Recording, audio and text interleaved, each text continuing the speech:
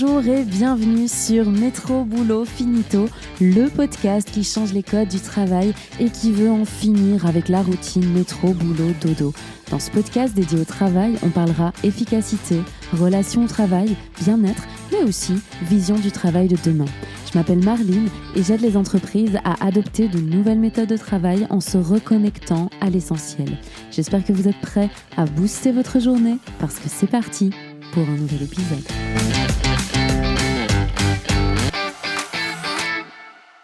Bonjour. Petite mise en situation pour démarrer cet épisode. Imaginez, on est vendredi soir. C'est sûrement pas le cas, mais imaginez, on est vendredi soir. Vous êtes posé sur votre canapé, petite série Netflix en fond, popcorn à la main, et là, une notification. Un mail pro qui vient d'arriver dans votre boîte mail et vous y avez accès sur votre smartphone. Et là, vous vous dites, je ne regarde pas, mais il y a cette petite pastille rouge là qui vous appelle et vous avez envie, mais en même temps vous résistez à la tentation, mais vous avez envie, mais vous résistez à la tentation et puis finalement vous finissez par craquer. J'ouvre l'email, je regarde juste ce qui se passe et puis je me dis c'est pas grave, je répondrai lundi, mais ça a ruiné votre week-end ou en tout cas votre vendredi soir parce que vous y pensez toute la nuit malheureusement. Est-ce que je viens de décrire un comportement qui vous parle ? Je parierais quand même que pour la majorité d'entre vous, vous êtes un peu reconnus dans cette situation parce que oui, en fait, c'est hyper difficile pour nous de déconnecter du boulot et on a parfois cette impression qu'on doit être joignable un peu 24/24 et que ça, c'est une preuve de sérieux. Alors aujourd'hui, on va parler de droit à la déconnexion, de cette pression numérique et justement de comment est-ce qu'on fait pour retrouver un peu un équilibre pro-perso sans culpabiliser. Avant de rentrer dans le vif du sujet, petite dédicace traditionnelle cette semaine à Cathy qui nous dit sur Spotify « Merci pour ce podcast très utile ». Merci beaucoup Cathy d'être au rendez-vous chaque semaine et de m'écouter et puis aussi de donner des petits commentaires. Moi, ça me fait toujours hyper plaisir de vous lire, donc n'hésitez pas à me bombarder de commentaires. Bon. La déconnexion. Alors, selon une étude menée par Europhone dans 2023, 80% des salariés recevraient ou reçoivent des mails en dehors des heures de travail. Et si je vais plus loin, selon une étude de l'IFOP, 78% des cadres vont consulter leur communication professionnelle, donc email, SMS et appels, pendant leur temps de vie privée, leur temps de loisir. Donc, il y a quand même une grosse majorité des gens qui vont recevoir et qui vont être sollicités en dehors de leur temps de travail. Et effectivement, le télétravail n'a pas aidé par rapport à ce phénomène-là parce que comme on n'a plus la frontière physique hyper dessinée entre le bureau et la maison, parfois la déconnexion, elle peut devenir aussi très floue. Mais pourquoi on est accro ? On vit dans une société où au travail, le fait de ne pas être disponible peut donner l'impression qu'on est désengagé. Donc il y a cette peur de paraître désengagé avec cette idée que si je réponds pas, je vais passer pour un touriste, je vais passer pour quelqu'un qui n'est pas assez motivé. Et donc on a un peu cette injonction, quand on est collaborateur, à vouloir être tout le temps disponible, tout le temps répondre, tout le temps être un peu sur le qui-vive pour montrer notre engagement par rapport à l'entreprise aussi. Et ça peut être problématique. Après, en tant que manager, si on valorise tout le temps les gens qui bossent tard, qui répondent à leurs emails quand il ne faut pas, etc., si on induit ça, ça va induire aussi dans la tête des collaborateurs que c'est ce qu'il faut faire. Et donc, on va se mettre dans une espèce de culture de il faut toujours être disponible et il n'y a pas de limite et il faut toujours en faire plus. Et plus t'en fais, plus ça montre que tu es investi dans ton travail et que potentiellement, on va te récompenser, te reconnaître pour ça. Et ça, on essaye d'éviter quand même un petit peu, si on veut en tout cas que nos collaborateurs se sentent bien et puissent se déconnecter sans cette pression et cette impression qu'ils doivent être toujours disponibles à 100%. Donc en tant que collaborateur, il y a un besoin de lâcher prise et de se dire non, en fait c'est ok en dehors de ces heures de travail de ne pas travailler, tout simplement. Et au niveau du manager, de dire c'est pas parce que quelqu'un ne travaille pas en dehors de ses heures de travail que c'est pas quelqu'un qui est engagé dans la société et qui est motivé. Donc ça, c'est le premier apprentissage que on a chacun à faire par rapport à ce fameux droit à la déconnexion. Alors, cette connexion permanente avec son travail, donc ne jamais déconnecter du travail, toujours y penser, etc., ça va avoir des conséquences, à la fois sur ma santé, sur mon bien-être, mais aussi sur ma productivité. Ça va augmenter mon niveau de stress et ma fatigue chronique qui va derrière parce que le fait d'être toujours en alerte, ça va empêcher mon cerveau de faire un vrai break et de se reposer. Et ça, on n'aime pas. Ça va diminuer aussi mon efficacité parce que quand je travaille en mode hyper connecté et que j'ai pas les temps de pause nécessaires pour recharger mes batteries, je vais pas être aussi efficace et aussi productif que je pourrais l'être. Et ça va aussi avoir un impact sur ma vie personnelle parce que, si mon dîner, il est interrompu par un email, si j'ai des vacances qui sont gâchées parce qu'il y a un problème et qu'on est en train de m'appeler, que je suis à l'autre bout du monde, au bord de la piscine avec mes enfants, mais qu'il faut résoudre ce problème-là. Et voilà, ça peut aussi ternir aussi la relation que je vais avoir avec les gens dans mon cadre privé qui vont se dire, lâche un peu ton téléphone, déconnecte, etc. Donc, ça va avoir des répercussions sur ma vie, sur ma santé et sur mon efficacité.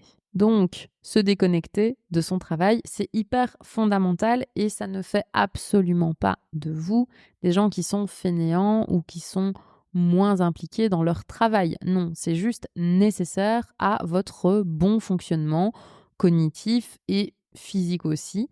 Donc, ne sous-estimez pas l'importance de cette déconnexion et puis surtout, on arrête de se dire qu'on est fainéant, qu'on n'est pas motivé, qu'on n'est pas assez engagé. Quand on se déconnecte, on a le droit de déconnecter. Maintenant que vous avez bien compris l'importance de la déconnexion, évidemment, là, l'idée, c'est de vous donner quelques tips pour instaurer une vraie déconnexion. Donc, premièrement, ce qu'il faut savoir, c'est qu'en Belgique, la loi du 3 octobre 2022 prévoit un droit à la déconnexion, c'est-à-dire le droit pour tout travailleur de ne pas être connecté aux outils numériques professionnels, que ce soit le GSM, que ce soit le PC, que ce soit les emails, etc., en dehors de son horaire de travail. Donc déjà, légalement, vous avez le droit de le faire. Donc on arrête de culpabiliser et c'est OK. En dehors de ce droit à la déconnexion dans le cadre légal, comment est-ce que je fais pour justement instaurer cette déconnexion? La première étape, c'est de définir des règles qui sont claires. Donc à partir de telle heure, il y a une déconnexion et donc ça veut dire que personne n'envoie des emails au-delà de cette heure, personne ne commence à téléphoner aux collègues pour être envahissant, etc. Non, si on a décidé, OK, en fait, on a fini journée à 17h, on a fini journée à 17h. Et donc, les règles, elles doivent être claires et elles doivent être clairement communiquées entre les collègues, mais aussi avec les clients. Alors, je ne veux plus entendre cette fameuse histoire que j'ai entendue beaucoup trop souvent de oui, mais moi, je fais mes emails à 23h, donc je les envoie, mais les gens, ils sont pas du tout obligés de répondre à ce moment-là. Évidemment, je n'attends pas une réponse de mes emails à 23h. Non, mais comme on l'a vu juste avant, quelqu'un qui va recevoir un email à 23h, la tentation de regarder ce qui se passe, elle est forte. Et donc, parfois, on va pas savoir y résister. Donc, à moins que la personne, elle ait coupé, désactivé la réception des notifications, mais aussi des petites pastilles, etc., sur sa boîte mail et qu'elle ne va pas ouvrir l'application, elle va être tentée de le faire. Et donc, vous ne lui rendez pas service non plus et vous ne rendez pas service à ce droit à la déconnexion quand vous envoyez vos emails à 23h. Surtout que, et c'est pour ça que vous n'avez pas d'excuses, vraiment pas d'excuses, il y a une fonctionnalité qui existe sur absolument toutes les boîtes de messagerie, c'est d'envoyer son email en différé. Donc moi, ça m'arrive aussi de faire mes emails à 22h parce que j'ai eu une grosse journée, j'ai pas eu le temps et je regarde ça à ce moment-là parce que je me dis il faut que ça sorte de ma tête et donc j'ai envie que ça sorte de ma tête pour la nuit, donc je vais le faire maintenant. Donc ça m'arrive aussi d'envoyer des emails à 22h, mais je les envoie jamais à 22h. En fait, je les programme pour qu'ils s'envoient le lendemain matin à 8h. Mais moi, ils sont hors de ma tête parce que j'y ai répondu.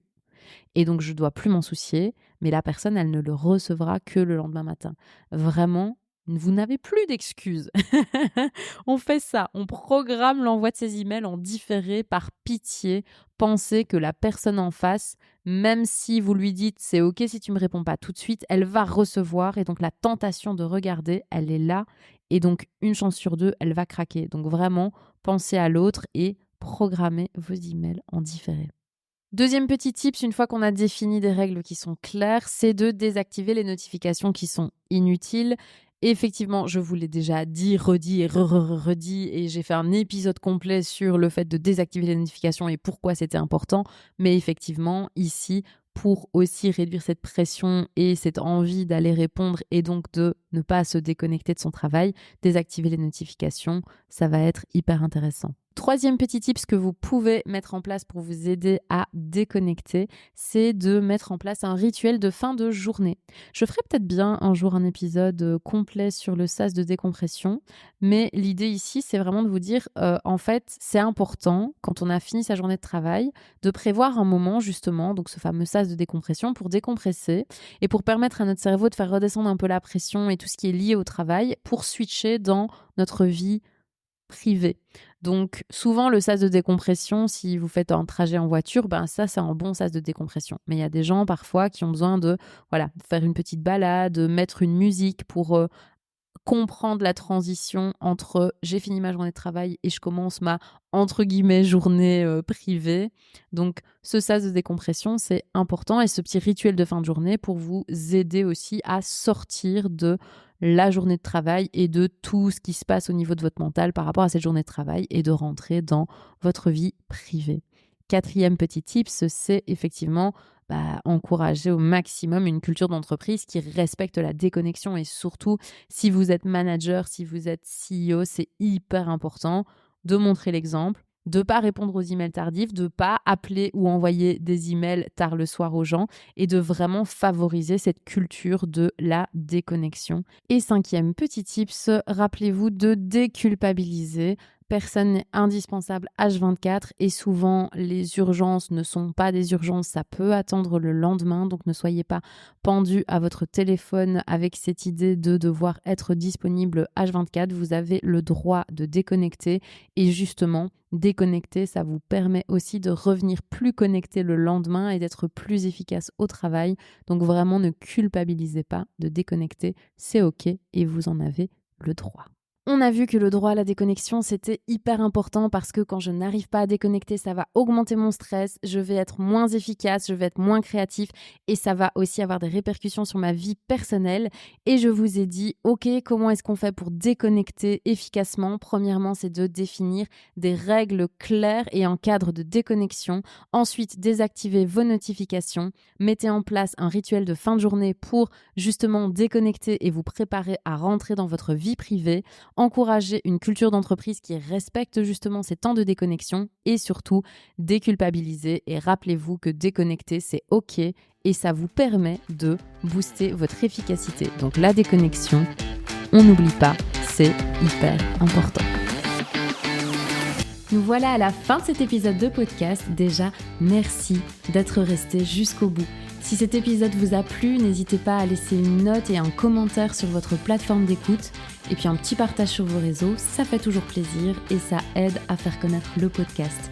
Pour échanger, proposer vos idées de contenu et partager vos expériences, c'est sur Instagram et LinkedIn que ça se passe, via le compte Mayeko Design. Je vous mettrai les liens en description. Il est temps pour moi de vous dire au revoir. On se retrouve la semaine prochaine pour un nouvel épisode. Et d'ici là, prenez bien soin de vous.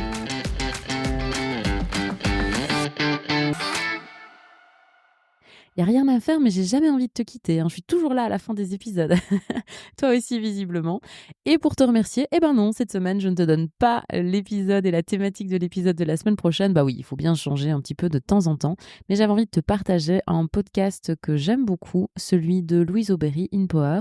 Elle interroge des journalistes, des comédiens, des acteurs, des cuisiniers, des scientifiques, des gens dans plein de domaines variés, et qui vont partager à la fois leur expérience de vie, mais aussi leur expertise dans leur domaine. Et donc, c'est super intéressant et super riche à chaque fois. Donc, moi, c'est un podcast que j'aime beaucoup et que je t'invite à découvrir si tu ne le connais pas encore. Alors, je précise, c'est absolument pas sponsorisé. C'est juste des petits partages de choses que moi, j'aime dans ma vie et que j'ai envie de te faire découvrir parce que je les trouve pertinents.